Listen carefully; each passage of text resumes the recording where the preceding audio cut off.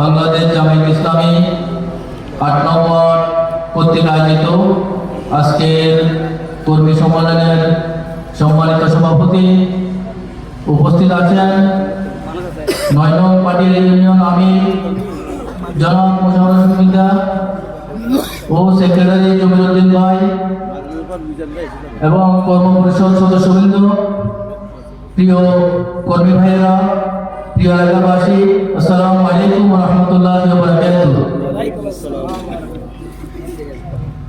প্রিয় উপস্থিতি, আল্লাহ তাআলার নিকট একটি প্রিয় কাজ, আল্লাহ তাআলার নিকট একটি প্রিয় আমল জিহাদ ফি সাবিলিল্লাহ।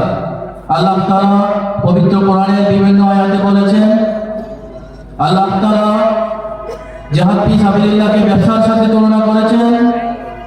আল্লাহ তাআলা পবিত্র কোরআনের সূরা সফে বলেছেন, ইয়া আইয়ুহাল্লাযীনা আমানু হাল আদুল্লুকুম আলা তিজারাতিন তুনজিকুম মিন আযাবিন আলীম। হে ইমানদারগণ, আমি কি তোমাদের একটি ব্যবসার সন্ধান দেব না, যাহা পরকালের কঠিন আযাব থেকে মুক্তি দিবে? এরপরে আয়াতে বলেছেন, তুমিনুনা বিল্লাহি ওয়া রাসূলিহি ওয়া তুজাহিদুনা ফি সাবিলিল্লাহি বিআমওয়ালিকুম ওয়া আনফুসিকুম যালিকুম খায়রুল লাকুম ইন কুনতুম তা'লামুন। তোমরা প্রথমে আল্লাহ ও তার রাসূলের প্রতি ঈমান আনো এবং জান প্রাণ দিয়ে লড়াই করো, এটাই উত্তম যদি তোমরা বোঝো। প্রিয় উপস্থিতি, যারা রাসূলের যুগে আল্লাহ রাসূলের সাথে জিহাদ ফি সাবিলিল্লাহ অংশগ্রহণ করেছেন, আল্লাহ তাআলা তাদেরকে খাঁটি মুমিন হিসেবে ঘোষণা করেছেন। আর যারা রাসূলুল্লাহর পিছনে নামাজ পড়ার সত্ত্বেও ইকামতের দিন তথা জিহাদ ফি সাবিলিল্লাহ অংশগ্রহণ করেননি, তাদেরকে মুনাফিক হিসেবে ঘোষণা করেছেন।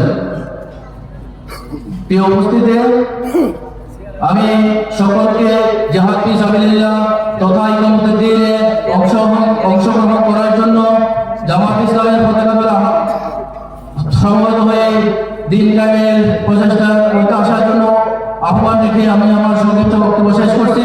ওয়া তাওফীক ইল্লা বিল্লাহ। আসসালামু আলাইকুম।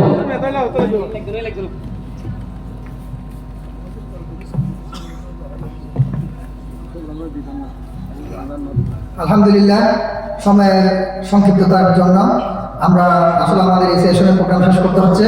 আমাদের এই সেশনের শেষ বক্তা জনাব মোহাম্মদ ইঞ্জিনিয়ার সোহেল রানা ভাইকে ওনার মূল্যবান বক্তব্য রাখার জন্য বেশ অনুরোধ জানাচ্ছি। বাংলাদেশ শ্রমিক কল্যাণ ফেডারেশন সীতাকুণ্ড উপজেলার সম্মানিত আইন সম্পাদক জনাব ইঞ্জিনিয়ার মোহাম্মদ সোহেল রানা ভাইকে। আউযু বিল্লাহি মিনাশ শাইতানির রাজিম।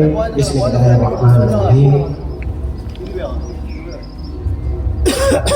বাংলাদেশের প্রত্যন্ত অঞ্চলের কৃষি মজদুর মেহনতি মানুষের প্রিয় সংগঠন শহীদ কাফেলা বাংলাদেশ জামায়াত ইসলামী কর্তৃক আয়োজিত